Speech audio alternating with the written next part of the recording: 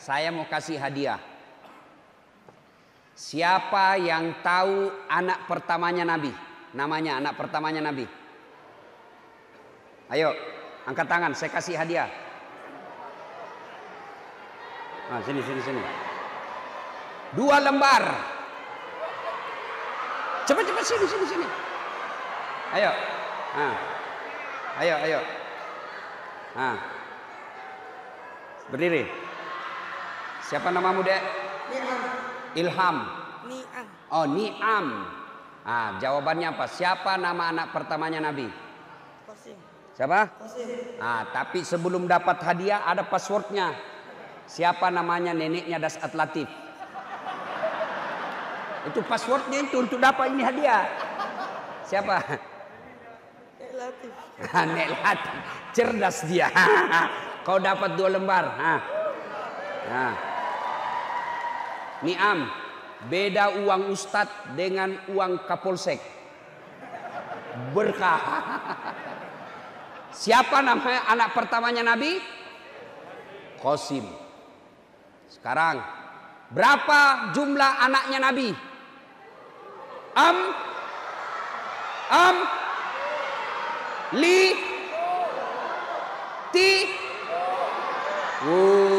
Ibu-ibu. Berapa, Ibu? Masya Allah. 7. Nah, karena banyak yang angkat tangan tidak dapat hadiah. Coba. Kalau bapak nonton, adik-adik nonton Instagram hari ini saya. Itu ada anak saya ajar lagu. Anak-anak Nabi ada 7 orang, 3 laki-laki, 4 perempuan.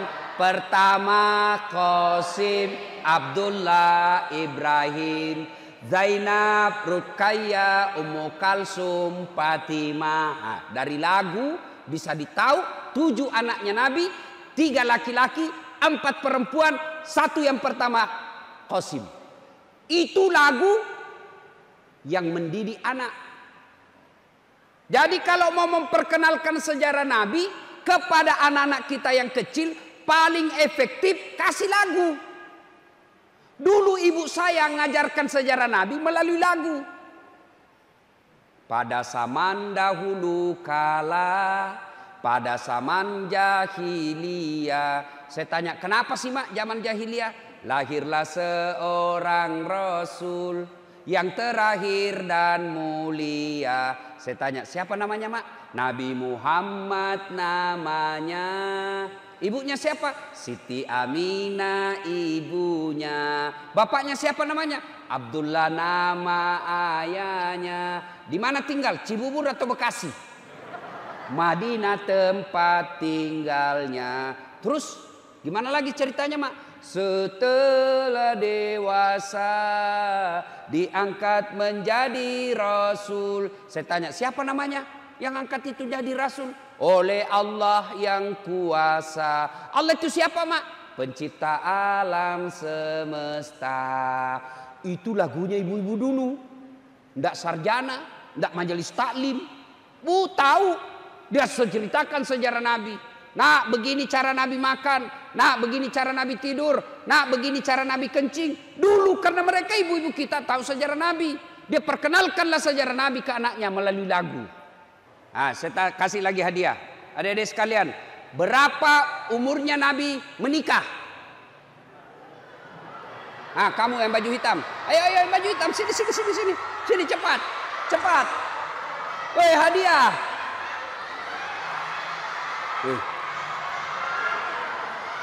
Nah, siapa namamu? Faiza. Hah? Faiza. Umur berapa Rasul menikah? 25. Nah, hadiah. Nah, sudah, anda usah jabat tangan, nanti ada corona. Nah, inilah pentingnya maulid. Kenapa kita maulid? Karena kita mau tahu sejarah Nabi. Untuk apa kita tahu sejarah Nabi? Supaya kita bisa meneladani Nabi. Saya ini ceramah maulid dari Sabang sampai Merauke. Bahkan sampai ke Eropa sebelum Covid. Saya ke Roma ceramah maulid. Adik-adik tahu Roma? Tahu Roma? Itali, tahu? Itu Ciledug terus ke kanan. Masya Allah. Semua tema maulid sama. Dengan hikmah maulid kita meneladani Nabi. Tapi masalahnya, bagaimana kita mau mencontoh Nabi kalau sejarah Nabi kita tidak tahu? Inilah gunanya maulid. Tujuannya apa maulid? Kita dengar kembali sisi sejarah kehidupan Nabi. Supaya setelah kita tahu sejarah Nabi, kemudian kita cinta kepada Nabi. Setelah cinta sama Nabi, lalu kita contoh dalam kehidupan sehari-hari. Maka adik-adik sekalian, saudara-saudaraku yang tidak mau maulid, kami hormat dan sayang sama kalian. Tidak usah maulid, tapi tolong juga hargai kami yang mau maulid. Bukan karena bid'ah, bukan karena sesat, bukan karena kami mengada-ngada, tapi kami ingin mendengar sejarah Nabi. Maka ini sejarah Nabi. Maka saudara-saudara yang mau maulid kita hormat. Tidak mau maulid kita hormat. Dengan catatan jangan saling mengkafirkan. Jangan saling menuduh sesat. Jangan sampai kita saling bertengkar gara-gara maulid. Kan mereka juga sebenarnya bikin maulid juga Pak. Cuma bukan maulid namanya. Tablik Akbar Sirah Nabawiyah. Sama aja itu. Casing sama, casing beda, isi sama. Jadi soal maulid selesai. Ya, tidak usah lagi bertengkar gara-gara maulid. Nah sekarang, saya tidak mungkin cerita sisi Nabi secara detail dari A sampai Z. Kenapa? Di samping karena keterbatasan ilmu, juga karena waktu yang sangat terbatas. Kita dengar-dengar saja yang mana yang paling cocok untuk zaman sekarang. Ya, satu, Nabi waktu usia belasan tahun, beliau jalan, ya, jalan, tersingkap jubahnya, kelihatan betis, karena dulu belum ada celana panjang Pak, nggak ada, apalagi zaman sekarang, celananya anak-anak bingung saya lihat Pak, kecil betul di bawah, sampai anak mahasiswa saya pakai sini dulu dek. Bagaimana caramu kasih masuk itu celanamu? Dia bilang ini dikasih plastik Pak Ustadz. Bah repotnya. Jadi kalau kau mau pup tidak dapat plastik, apa repotlah kau. Zaman saya, zaman Pak Haji dulu kecil, kan celananya kipasnya di belakang lebar Pak ya, biar kepala sapi bisa masuk. Sekarang kecil sekali lagi Pak. Nah pada zaman Nabi tidak ada celana panjang. Beliau jalan tersingkap roknya. Gamisnya kelihatan betis. Bagaimana reaksi Nabi kelihatan betisnya? Bagaimana reaksi Nabi? Merah muka dan telinganya, malu dilihat betisnya. Remaja, lelaki, malu kelihatan betisnya. Bagaimana kita sekarang? Wih, ngeri. Ngeri Pak. Bukan lagi bukan ditiup angin, sengaja dia buka. Coba lihat pakaian anak gadis sekarang. Bingung saya lihat Pak. Saya pergi ke Plaza Indonesia, tipis, kainnya kecil, mahal.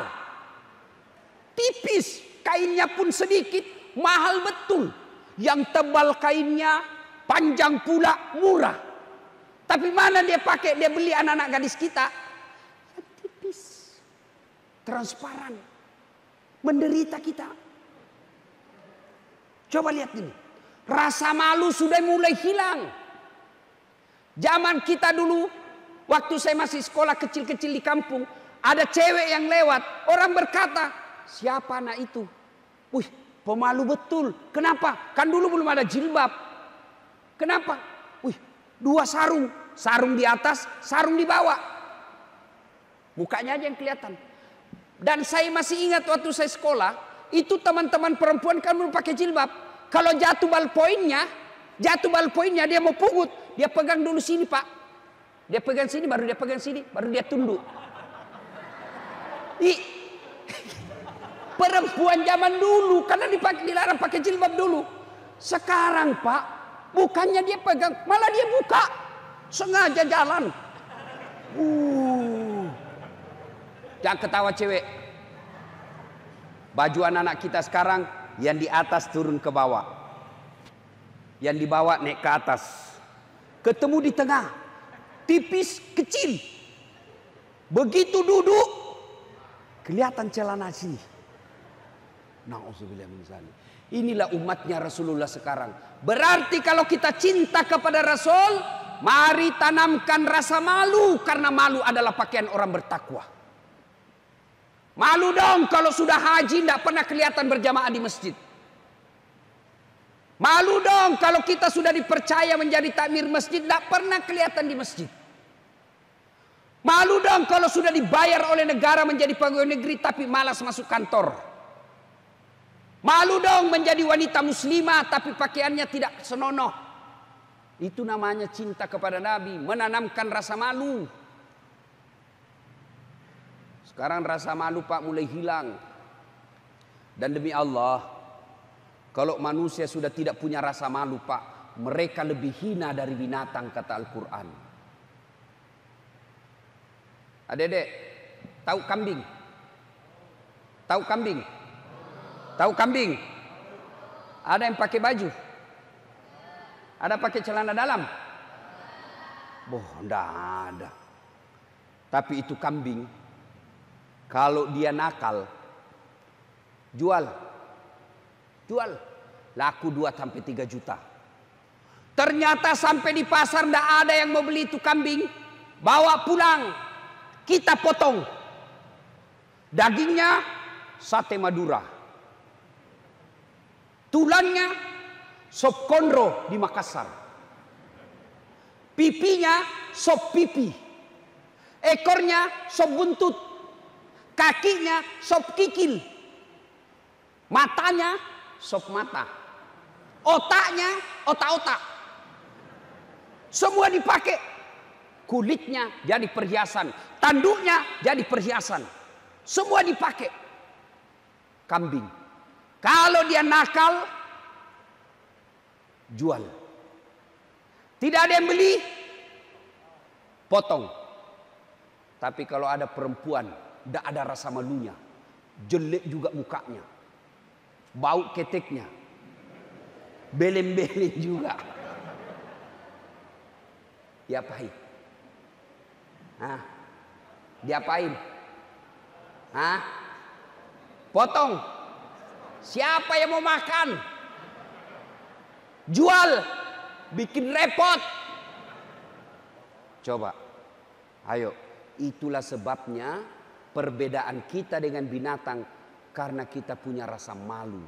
Kalau manusia sudah tidak punya rasa malu, maka mereka lebih hina dari binatang. Malu dong. Mobil dinas plat merah dipakai bawa undangan pengantin. Coba kita sekarang rasa malu. Mulai tipis. Kalau kita cinta kepada Rasulullah, tanamkan rasa malu. Yang kedua, Nabi usia 36 tahun. Belum lagi jadi Rasul. Di Makkah terjadi konflik. Apa sumber konfliknya? Ka'bah dipugar. Kemudian mau diletakkan kembali Hajar Aswad. Konfliklah 4 suku di Mekah. Kata yang suku pertama, kami lebih berhak meletakkan Hajar Aswad. Kata yang satu, kami lebih berhak. Ya anggaplah kira-kira kalau di komplek ini, orang Jawa berkata kami lebih berhak. Orang Sunda berkata kami lebih berhak. Orang Padang berkata kami lebih berhak. Datang pula orang Bugis, kami lebih berhak. Bertengkar, berhari-hari tidak ada keputusan. Akhirnya Abu Jahal berkata, saudara-saudara sekalian, daripada kita ribut, kita tunggu saja besok. Siapa yang paling awal besok muncul di pintu, dialah yang kita tuju. Gimana? Setuju? Setuju. Oke, bubar. Tunggu besok. Tunggu. Muncul. Siapa orang pertama yang muncul di pintu itu? Siapa? Dialah Al-Amin, Muhammad. Waktu itu belum jadi Rasul. Oh Muhammad, cocok sudah ini. Ini mi. Ini sudah ini. Betul ini, sudah bagus ini. Kalian setuju? Setuju. Kenapa? Muhammad diberi gelar Al-Amin, yang terpercaya. Kira-kira di Indonesia ada enggak sarjana dikasih gelar Al-Amin? Ada? Ada enggak bapak-bapak di sini yang rajin sholat jamaah di masjid sudah dikasih gelar Al-Amin sampean? Ada? Gak ada, Pak. Rasul zaman itu diberi Al-Amin 36 tahun. Lalu berkatalah Abu Jahal, Muhammad, kami ini berselisih paham. Kami mau letakkan ini. Siapa yang kau tunjuk untuk meletakkan Hajar Aswad? Kata Nabi begini. Nabi ambil serban. Adik-adik tahu serban? Tahu? Berapa jumlahnya sudut serban? Berapa? 4. Berapa orang bertengkar? 4 sudut, 4 suku yang bertengkar. Lalu Nabi berkata, daripada sampean ribut semua, mari pegang sudut masing-masing. Oke, setuju? Setuju. Hajar Aswad kita letakkan, angkat bareng-bareng. Setuju? Setuju. Oke, mari angkat sama-sama. Sudah sampai, ayo pegang masing-masing, letakkan masing-masing. Pegang semua. Selesai masalahnya beliau. Penduduk Mekah selesai masalah dari Rasulullah. Mengatasi masalah. Tahu juga Pegadaian di sini, Pak. Mengatasi masalah tanpa masalah, selesai. Arti hikmahnya bahwa sekalian, ternyata kalau mau sukses, modal pertama terpercaya.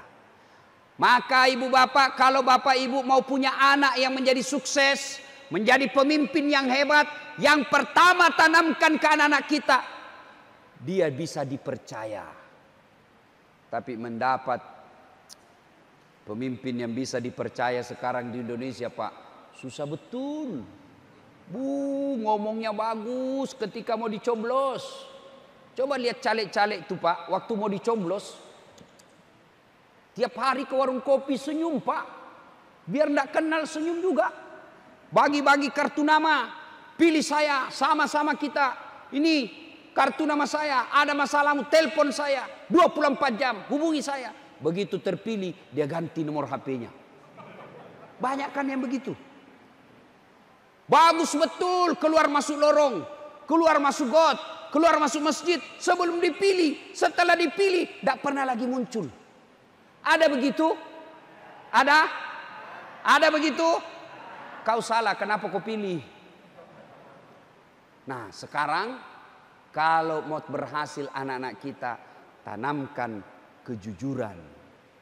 Setelah kejujuran tidak cukup hanya jujur, tapi harus didukung lagi oleh kecerdasan. Rasulullah berhasil menyelesaikan konflik tadi karena selain beliau jujur, juga beliau cerdas. Maka adik-adik sekalian ini yang masih muda-muda, belajar deh. Belajar. Ayat pertama turun apa? Ayat pertama turun apa? Iqra. Bukan perintah puasa, bukan perintah haji, bukan perintah sholat. Tapi ayat pertama turun apa? Iqra. Perintah untuk membaca. Maka adik-adik sekalian, belajar. Kalau kita menjadi umat yang bodoh, gampang kita diadu domba. Kalau kita menjadi umat yang bodoh, gampang kita termakan pencitraan. Kalau kita menjadi umat yang bodoh, gampang kita ditipu. Tapi kalau Bapak Ibu cerdas, kita bisa tahu, oh ini pembohong, oh ini tukang tipu, ini pencitraan. Maka kalau mau sukses harus punya ilmu. Ada 4 sahabat Nabi. 1, Abu Bakar Siddiq, terkenal dengan kearifannya. Yang kedua, Umar bin Khattab, terkenal dengan ketegasannya. Haram, haram. Tidak ada kompromi. 3, Utsman bin Affan, terkenal dengan kaya dermawan. Dan yang keempat, Ali bin Abi Thalib, tokoh muda yang cerdas. Nabi sendiri mengakui, sahabatku yang paling cerdas, Ali. Ali pernah ditanya, ya Imam, kalau kau disodorkan antara harta dengan ilmu, pilih mana? Ali punya pikir. Beliau jawab, saya pilih ilmu. Kenapa pilih ilmu ya Ali? ada 3 kelebihan ilmu dibanding harta. 1, harta setengah mati kamu jaga, ilmu dia yang jaga kamu. Contoh, punya duit 5 juta, masukin kaleng-kaleng. Orang Makassar bilang belek-belek, dikasih masuk di belek, ya 5 juta. Sudah itu digembok ini belek-belek. Belek-belek dikasih masuk lemari, gembok lagi lemarinya. Sudah berapa gemboknya? 2. Keluar kamar, gembok lagi kamarnya. 3 gemboknya. Keluar rumah, gembok lagi rumahnya. 4 gemboknya. Keluar pagar, gembok lagi pagarnya. 5 gemboknya. Sampai di kantor, hilang kuncinya. Setengah mati dijaga toh. Duit.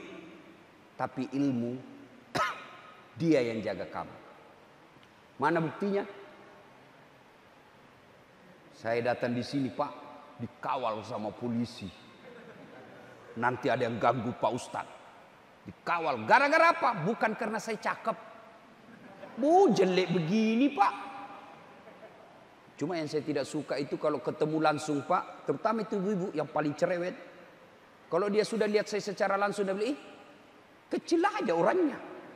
Tidak sama di televisi. Masih bagus itu Pak mencelanya. Pendek orangnya rupanya. Ada yang lebih parah lagi. Dia bilang, itu juga bajunya waktu di YouTube. Saya malam ini kurang beruntung. Sebab kemarin waktu saya diundang juga di sini, komplek apa namanya lupa, Cibubur. Ini juga baju yang saya pakai. Oh, ternyata malam ini lagi di Cibubur. Aduh, ada yang ingatkan saya tadi. Ini juga bajunya Pak Ustadz waktu di Cibubur. Coba. Nah, ibu bapak, saudara-saudara sekalian. Ilmu dia yang jaga kita. Yang kedua kata Ali, kelebihan ilmu. Dengan harta belum tentu dapat ilmu. Tapi dengan ilmu kau bisa dapat harta. Mana contoh? Ada keluarga saya di kampung. Banyak duitnya. Juragan tambak. Banyak duitnya Pak. Tapi tidak tahu membaca. Oh, diajarlah membaca sama anaknya. PEP. Tambah PEP. SOSO. PEPSO. DEDNT. Den. Apa bacanya? Odol. Wah, karena dilihat gambar Pak. Maka dia mulai pandai membaca. Dibawalah dia ke Makassar.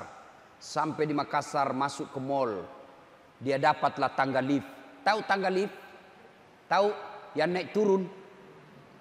Begitu dia lihat tangga lift terbuka, ada tertulis open. Langsung, besar betul opennya pembikin kuenya ini. Karena di kampungnya open itu pembikin kue. Besar betul pembikin kuenya ini. Terbuka. Masuk orang Tionghoa. Dia mau teriak, woi jangan masuk, panas. Jangan masuk, panas. Masuk orang Tionghoa, tertutup pintu lift. Selang beberapa saat terbuka kembali. Keluar orang Afrika. Dia bilang, saya sudah bilang jangan kau masuk, hanguslah kau. Dibeleng-beleng. Duitnya banyak tapi dongok. Beleng-beleng. Dibawa lagi ke restoran. Enak restoran, dihidangkan Pak sama anaknya. Selesai makan, masuklah dia di mobil. Bagaimana tadi makanan semua Pak? Kata bapaknya, wih, banyak memanengnya Andre. Bahasa Bugis dia bilang, enak semua dimakan. Nyaman, saya suka. Satu aja saya tidak suka. Setengah mati ku telan-telan tidak mau masuk. Yang mana? Tidak ku suka kata anaknya. Kenapa? Ku telan tidak mau masuk. Yang mana Pak? Yang putih tipis. Ternyata tisu. Ayo Pak. Ini banyak duitnya tapi beleng-beleng. Sebaliknya. Dengan ilmu kau bisa dapat harta. Contoh.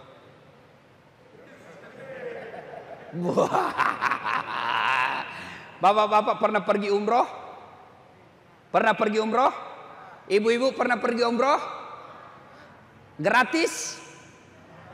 Hah? Gratis? Bayar? Bawa duit pulang? Habis duit di sana? Gratis men. Hebatnya lagi pulang bawa uang. Sudah gratis, dikasih bintang 5, dikawal, pulang. Bawa duit. Gara-gara apa? Cakep? Bukan. Gara-gara apa? Ilmu. Coba. Orang sekarang bingung, Pak, mahal tiket. Saya tidak pernah bingung soal tiket. Kenapa? Bukan saya beli. Siapa yang beli? Panitia. Maka adik-adik sekalian, belajar kalian. Belajar.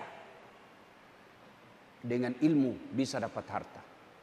Yang ketiga, kelebihan ilmu kata Ali.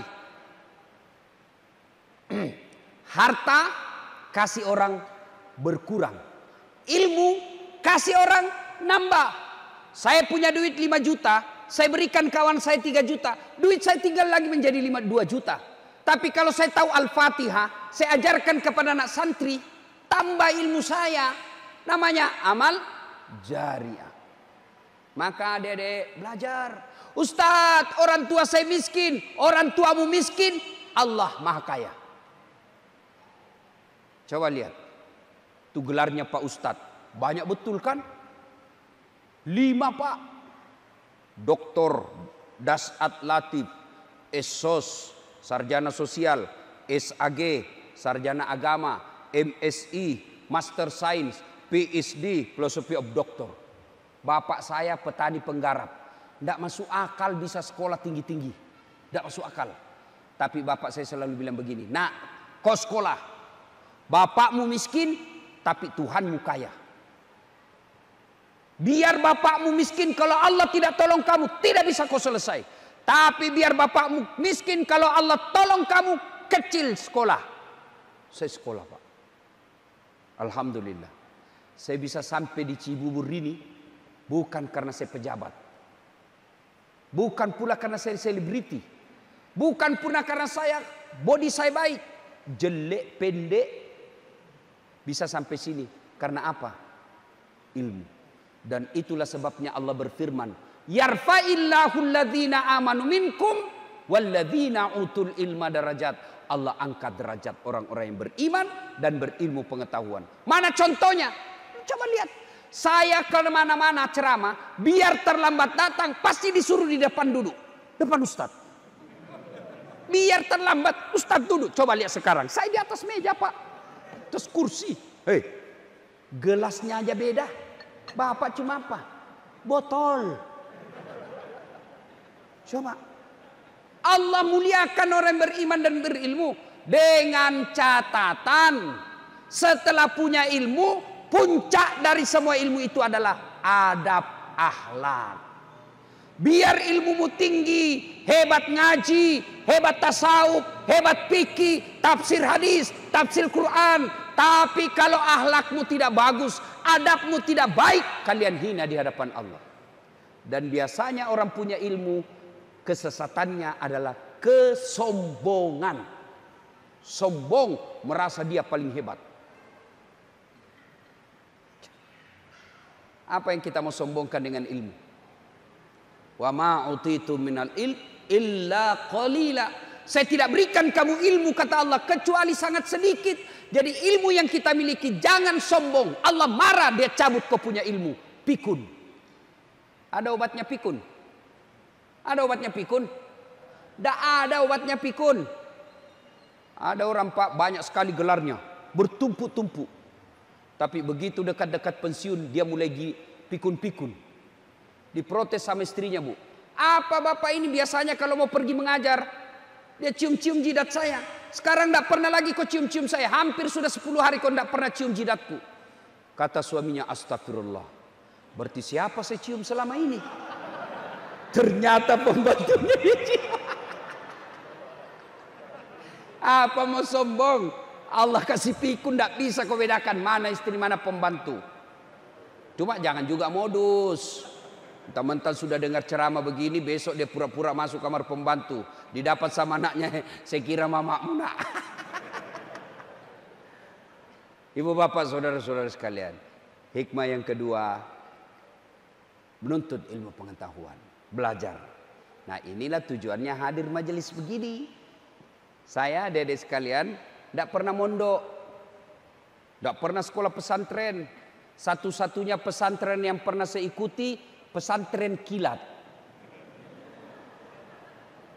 Tapi di mana saya belajar agama? Majelis segini. Kalau saya datang dulu, saya catat. Karena ingatan kita terbatas. Pulang di rumah, kita buka lagi. Insya Allah kalau Bapak belajar ilmu agama, sekali Bapak paham tidak akan hilang. Nah, majelis seperti ini tujuannya menambah ilmu pengetahuan. Nah, kita bicara lagi yang lain. Ini hikmah yang kedua. Ketiga, Rasulullah diangkat menjadi rasul usia 40 tahun. Baliklah beliau ke rumahnya. 3 hari 3 malam beliau di Gua Hira. Panggil Khadijah. Menggigilkan beliau setelah menerima wahyu. Lalu beliau sampaikan kepada Khadijah, istriku sayang, saya kedinginan, selimuti saya. Bapak-bapak ini kira-kira kalau 3 hari 3 malam tidak ada kabar, di telepon tidak dijawab, di WhatsApp dia tidak dijawab, tiba-tiba pulang kedinginan, bapak bilang, sayangku selimuti saya. Kira-kira apa tindakan istri? Hah? Bapak kira-kira diselimuti? Oh, diinterogasi pak. Dari mana kau 3 hari tidak ada jawab-jawab telepon? Diperiksa semua HP kita pak. Iya toh? Istri di rumah begitu pak. Tapi Khadijah, apa kata Khadijah ketika Rasul katakan, selimuti saya, kedinginan saya. Khadijah menjawab, sami'na wa ata'na. Saya dengar dan saya taati. Hikmah pengajian kita kali ini adalah, kalau bapak cinta kepada Rasulullah, kalau ibu cinta kepada Rasulullah, hilangkan sangka buruk. Berapa banyak rumah tangga yang retak, rumah tangga yang akhirnya berujung kepada perceraian. Bukan cuma perceraian, berujung kepada caci maki dan saling menghina. Gara-gara apa? Sangka buruk. Bu, ibu, bu, halo ibu, mau contoh Nabi, cinta kepada Nabi, hilangkan sangka buruk. Telepon suami pagi-pagi jam 8 tidak dijawab, oh berarti suamiku lagi sholat duha. Telepon lagi duhur tidak dijawab, oh berarti suami saya lagi berjamaah sholat duhur. Asar telepon lagi, belum dijawab-jawab. Oh, berarti suamiku ini lagi tadarrus sudah sholat asar. Tiba-tiba masuk WhatsApp teman kita. Saya lihat suamimu bonceng cewek, cantik betul. Istri yang baik. Oh, berarti suamiku lagi nge-grab. Tenang perasaan. Berhentilah sangka buruk. Pak, Bu, terutama ini ibu-ibu yang selalu sangka buruk sama suami. Hei, Bu, hei, ibu pikir gampang jadi suami? Bu, hei, siapa cari nafkah? Suami. Siapa yang nikahi ibu? Suami. Siapa yang cicil rumah? Kalau ibu tidak sholat, siapa yang tanggung dosanya? Suami. Ibu tidak pakai jilbab, siapa yang tanggung dosanya? Ibu tidak puasa Ramadan, siapa yang tanggung suaminya? Siapa yang tanggung dosanya? Suami. Semua ditanggung oleh suami. Lalu apa kerjanya istri? Apa kerjanya istri? Woi! Apa kerja istri? Jadilah kipas angin. Apa fungsi kipas angin? Menyejukkan rumah tangga. Kami suami cari nafkah, rela, yang penting pulang sejuk perasaan. Kami suami rela dihina di kantor pimpinan, dimaki sama pimpinan, rela, yang penting pulang ketemu istri yang menyejukkan hati. Jangan pulang. Ini bukan kipas angin, kompor gas. Ada yang bilang Pak sama saya, Ustadz, Saya sudah menyejukkan, tapi suami saya masih suka marah-marah Ustadz. Berarti perlu tambah kipas angin.